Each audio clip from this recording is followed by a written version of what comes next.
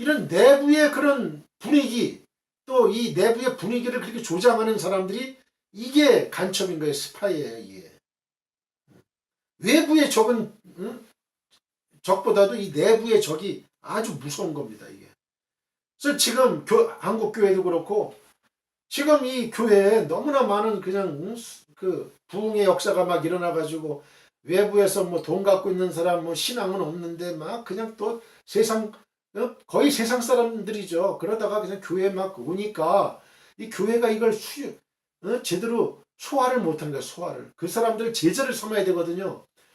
제자 훈련하고 말씀으로 그냥 설교 말씀으로 하면서 이걸 자꾸 영적으로 이거 훈련 트레이닝을 이거 시켰어야 되는데 이게 안 되는 거예요. 이게 교회는 점점 대형화되고 있죠. 시스템화되고 있죠. 이게 안 되는 거예요. 1대1 양육 훈련도 해야 되고 우리가 관심을 갖게 하고 이게 이렇게 돼야 되거든요. 점점 대형 교회가 돼 갈수록 이런 아주 1대1 교육 이런 프로그램들이 이게 있어야 되는 거예요. 그래야 잘 알잖아요. 그걸. 그 사람의 상황을 잘 알고 같이 기도해 줄 수 있으면 중보 기도도 해주고 또 훈련도 같이 하고 이래야 되는 거예요. 이게 훈련이 필요한 거예요. 훈련이. 한번 예배 마치고 그냥 그걸 끝나는 게 아니거든요. 자꾸 훈련. 군인들도 전쟁 일어나기 전에 항상 그 훈련을 하잖아요. 이 훈련에서의 땀 한 방울이 전쟁에서의 피 한 방울이다. 이렇게 얘기하는 거예요. 그래서. 그러면 이 훈련을 자꾸 하면요. 이게 훈련이 아주 그 습관이 되는 거예요. 습관이. 습관이 되는. 기도하는 것도 훈련이고, 말씀 읽는 것도 훈련이고요.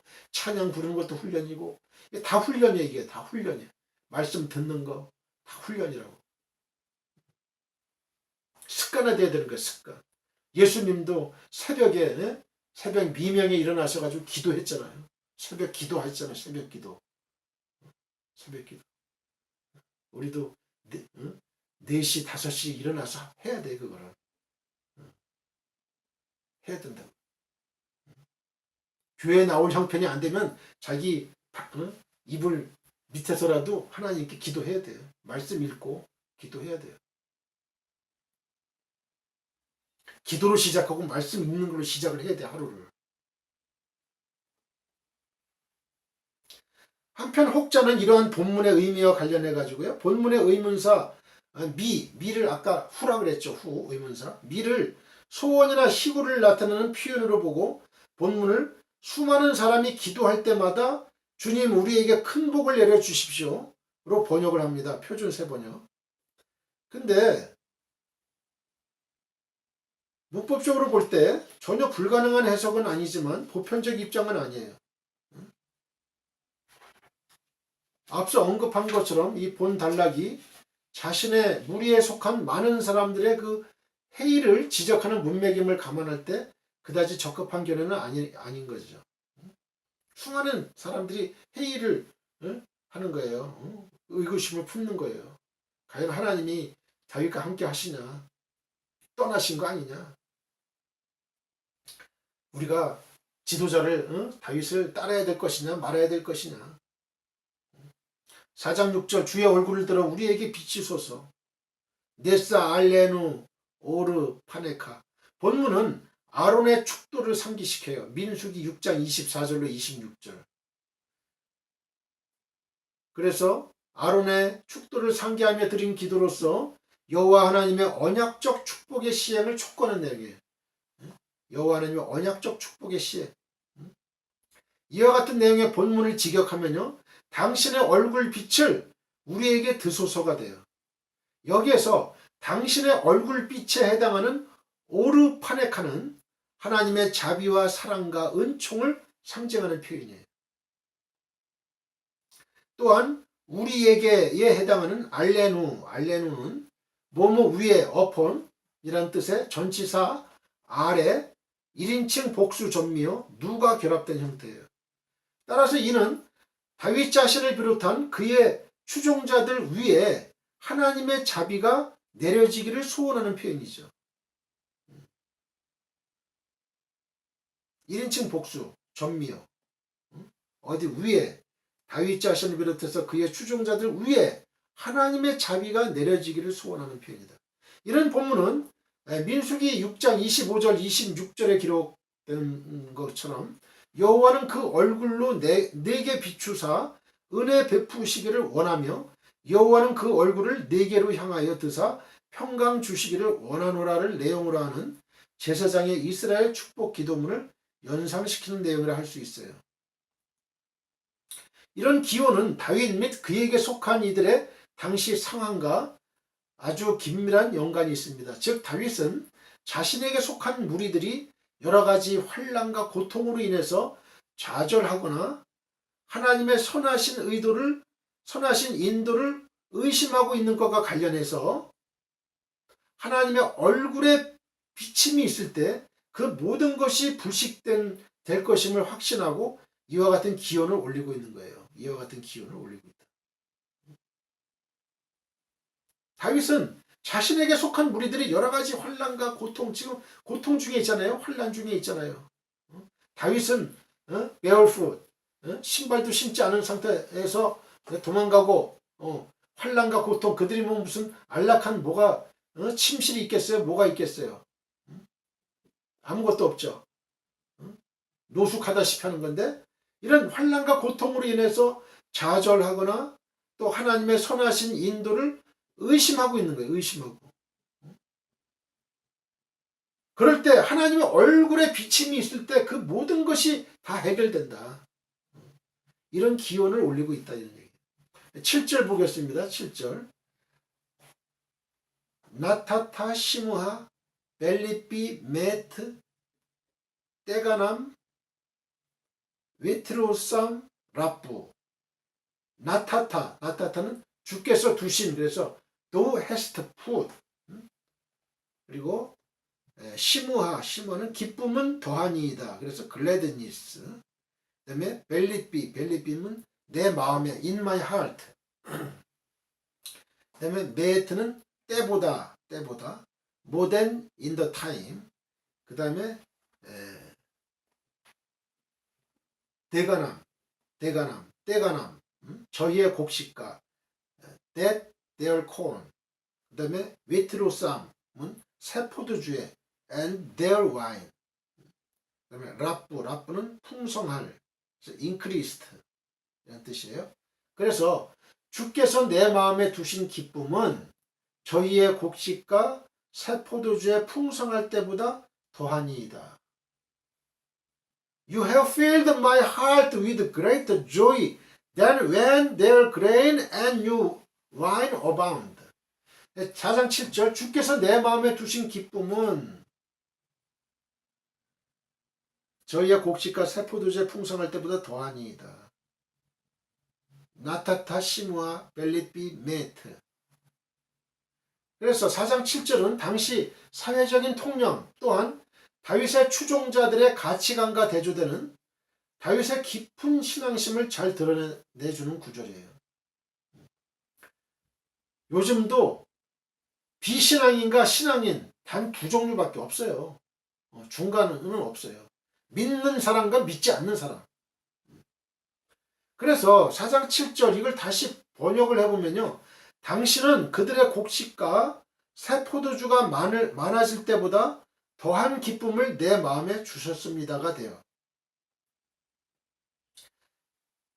곡식과 새 포도주가 많아질 때보다도 더한 기쁨을 하나님이 내 마음에 주셨다.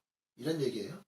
그래서 4장 7절의 첫 단어 나타타는 주다, 기부라는 의미의 동사 나탄의 완료 2인칭 단수형이에요. 완료 2인칭 단수형이다.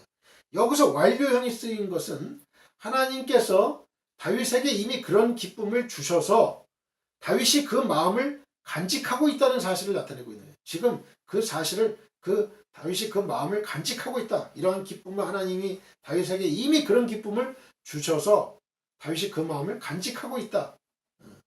완료형이에요. 다윗은 끊임없는 여호와 하나님과의 영적 교제로 인해서 항상 그 마음속에 하나님이 주시는 기쁨을 간직하고 있었어요. 그리고 이런 기쁨으로 인해서 외적 상황의 변화와 관계없이 항상 기뻐할 수 있었던 거예요. 다윗이 왜 이런 그 지금과 같은 그런 처참한 도망자의 신세에 있는 상황에서도 기뻐할 수 있었느냐? 그 압살롬과 그 대적들이 다윗의 목을 가져가려고 죽이려고 하는 그 경각의 그런 위급한 순간에도 이 기뻐하고 즐거워할 수 있었느냐? 그 비결이 바로 여기 있었던 거예요.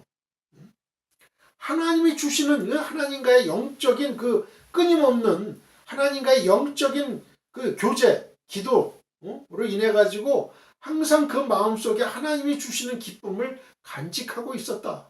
이게 참 중요한 키포인트입니다. 이게. 우리도 지금 현실에서 얼마나 그 많은 어려움과 시련과 고통과 이런 것이 우리들을 나를 엄습해오고 괴롭히고 있어요. 인간관계의 문제, 어떤 경제적인 돈의 문제, 직위의 문제, 여러 가지 승진의 문제, 또 그 상급 학교 진학의 문제, 얼마나 큰 문제들이 많아요. 이런 게 인간관계의 문제, 억울하게 누명 쓴 거, 또 병이 들어서 답답하고, 이런 여러 가지 희귀병, 내 힘으로는 도저히 해결할 수 없는 문제들. 이런 문제들은 하나님께 맡겨야 되는 거예요. 하나님과 기도해야 되는 거 항상 기도로 소통해야 돼요. 그래서 하나님이 주시는 기쁨을 항상 갖고 있어야 돼요. 이럴 때에 외부적인 상황은 문제가 안 되는 거예요. 다 눈 녹듯이 사라지는 거예요. 이게 바로 신앙인의 특권이에요. 특권. 축복이에요. 축복. 축복의 특권이에요. 그래서 우리가 믿는 거예요. 이 땅에서도 우리는 천국의 기쁨을 맛보며 살아갈 수가 있는 거예요. 그래서 이 땅에 먼저 하나님을 믿는 사람은 그만큼 더 축복을 받은 거예요.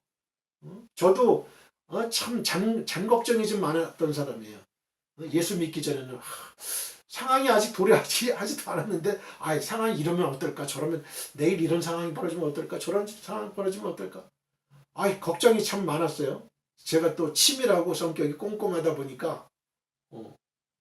그런데 예수를 내가 믿고 예수를 나의 구세주로 영접하고 나의 모든 걸 다 하나님께 맡기는 순간 나의 짐은 다 사라져요. 그러니까 기뻐요. 불안 걱정이 사라져요. 없어요. 아주 없을 수는 없겠지만 아주 대부분이 해소가 돼요. 대부분이. 하나님께 나의 걱정거리가 있다 싶으면 하나님께 기도하는 거예요. 하나님께 그걸 옮겨요. 그대로. 하나님, 저 이런 문제가 있어요. 하나님 어떻게 할까요? 어떻게 할까요? 그래요. 어떻게 할까요? 예, 구약의 이스라엘 백성들이 그 이방 민족들하고 막 싸울 때 말이죠. 싸울 때 하나님께 기도한 내용이 바로 그거예요. 하나님, 저 민족이 저렇게 블레셋 민족이 있고 저 싸움하러 왔는데 하나님 어떻게 할까요? 올라갈까요? 말까요? 어떻게 할까요? 어떻게 할까요?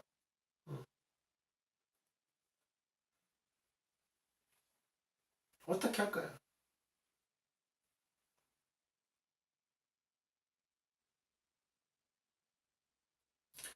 더욱이 그의 그러한 기쁨은 추수 때의 풍성함을 누리는 데서 오는 그 기쁨보다도 훨씬 더 큰 기쁨이었어요.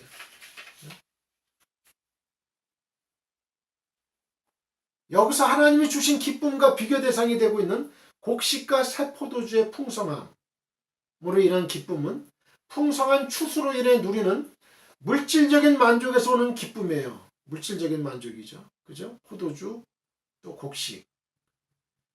기쁘죠. 그죠? 한 해 동안 열심히 일해가지고 땀을 흘리면서 수확을 한 거예요. 비로소. 물론 성경에서는 이 역시도 사람들이 누리는 기쁨 가운데 중요한 요소로 언급을 해요. 아모스 9장 13절. 그러나 다윗은 하나님이 그의 심령에 부어주신 기쁨은요, 자신에게 있어서 그 어떤 것과도 비교할 수 없는 최고의 기쁨이라고 노래하는 거예요. 지금 이 곡식과 포도주 이 풍성하게 거둔 이 기쁨보다도 하나님이 주신 하나님이 자기 그 심령에 부어주신 그 기쁨은 어떤 것과도 비교할 수 없는 최고의 기쁨이라는 거예요. 이는 하나님을 개인적으로 깊이 알지 못하거나 하나님 안에서 누리는 영적 즐거움이 얼마나 큰지 실제로 체험하지 못하는 사람은 알 수 없는 기쁨이에요. 오늘날 많은 사람들이 느끼는 절망과 비참함은 물질적인 궁핍 때문이라기보다는 영원하신 하나님을 알지 못하는 데서 기인한 것이라는 것은 이러한 다윗의 고백을 통해서 우리가 추론할 수가 있죠. 오늘날 많은 사람들은 심지어 교회 안에서 신앙생활을 한다고 말하는 사람들조차도요, 천산의 생축이 다 자기 것이라고 말씀하시는 하나님을 제대로 알지 못하고 있어요. 그리스도가 주시는 형용할 수 없는 영적 풍성함을 깨닫지도 누리지도 못함으로 마음의 공허함을 채우지 못하고 방황하고 있는 거예요. 한쪽은 교회, 한쪽 발은 세상, 어디 가서 즐거움을 찾을까 방황하고 찾는 거예요. 이 사람들 방황하고 찾는 거예요. 그러니까 이 영적인 하나님이 주시는 이 영적인 기쁨과 즐거움의 맛을 못 본 사람은 세상으로 가서 기쁨을 찾아볼까 방황하고 있는 거예요. 정처 없이 떠도는 거예요. 정처 없이 떠도는 거예요. 이 8절은 다음에 해야 될 것 같습니다. 너무 시간이 많이 갔습니다.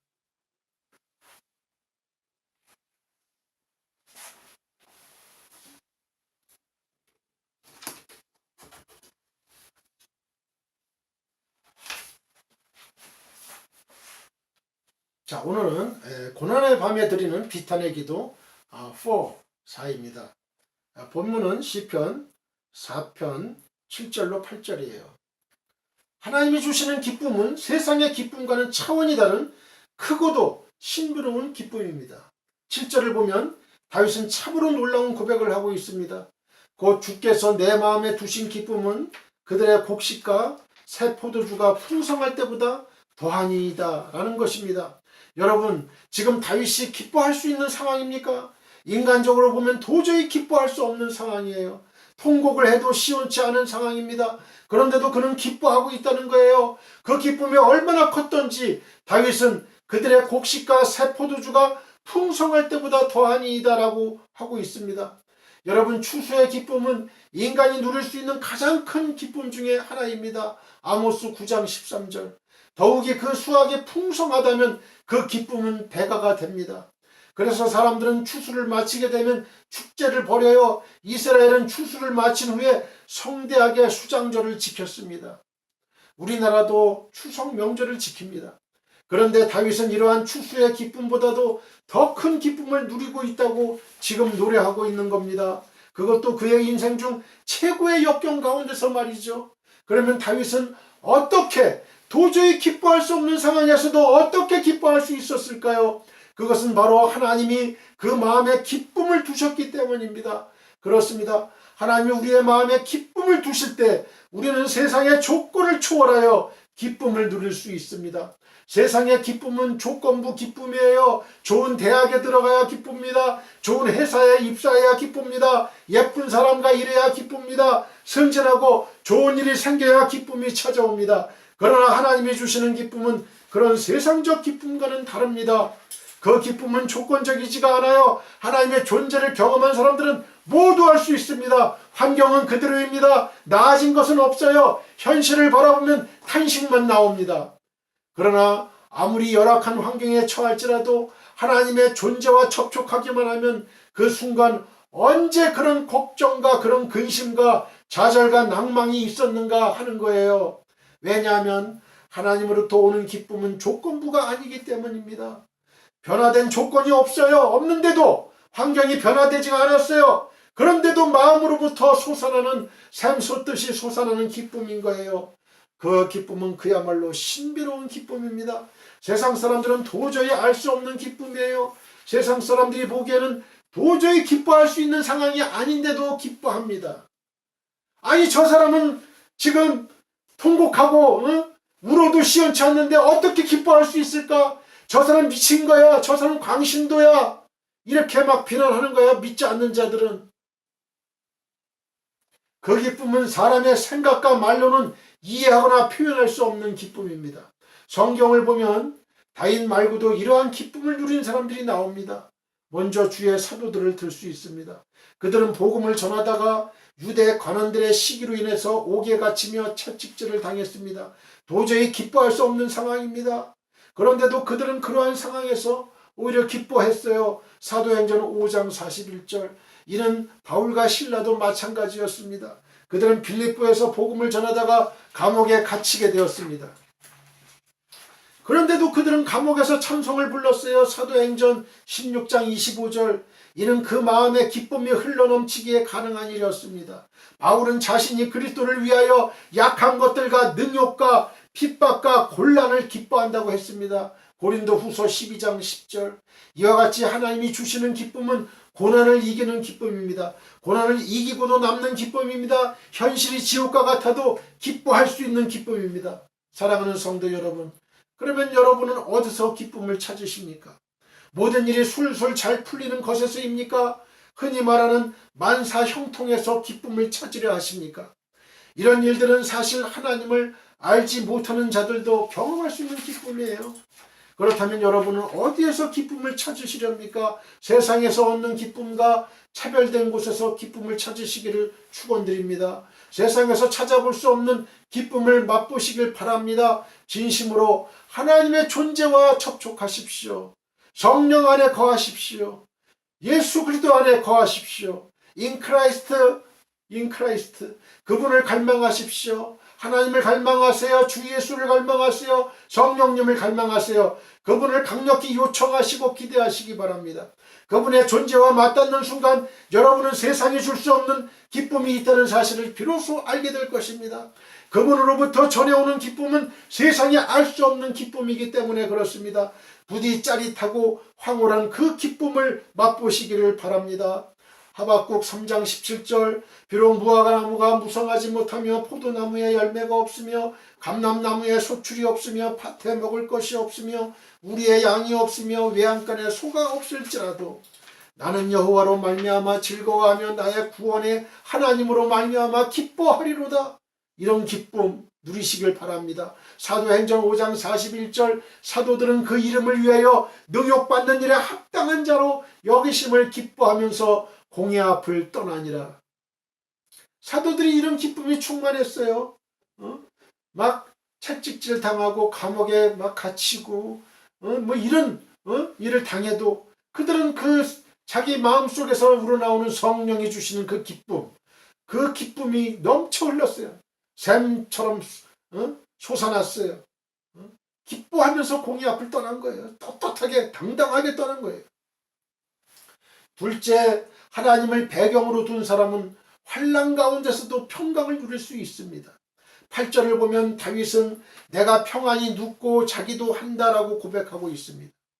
이는 일반 사람으로는 이해하기 어려운 고백이에요. 여러분, 지금 다윗이 어떤 형편에 처해 있습니까? 과연 평안히 눕고 잘 수 있는 형편입니까? 아닙니다. 그는 지금 목숨이 경각에 달린 형편에 처해 있어요. 대적들이 자기의 목숨을 옥죄어오고 있는 상황이었습니다. 언제 대적들이 들이닥칠지 알 수 없는 상황이에요. 이런 상황에서 누가 평안히 눕고 잘 수가 있겠습니까? 그런데도 다윗은 그리했다는 거예요. 이는 그 마음에 근심과 염려가 없었음을 의미합니다.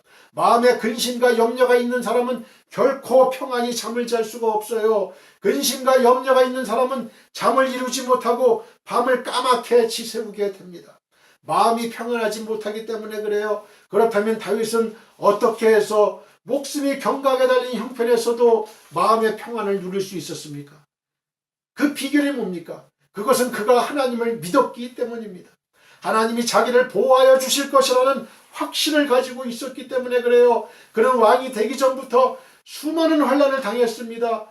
줄곧 사울 왕에게 쫓기는 삶을 살았어요. 그리고 왕이 되어서도 그의 삶은 평탄하지 않았습니다. 그는 생애의 대부분을 전쟁터에서 보냈습니다. 늘 생사를 넘나드는 삶을 살았습니다. 그런데 다윗은 그러한 경험 속에서 한 가지 깨달은 것이 있었어요. 그것은 하나님이 자기를 보호하신다는 거예요. 그는 하나님이 자기의 방패와 요새가 되신다는 것을 알았습니다. 여러분, 다윗의 시편들을 잘 보시기 바랍니다. 하나님의 보호의 확신을 나타내는 표현이 수없이 나타납니다. 하나님을 반석, 산성, 요새, 방패 등으로 표현한 시들은 대개가 다윗의 시입니다.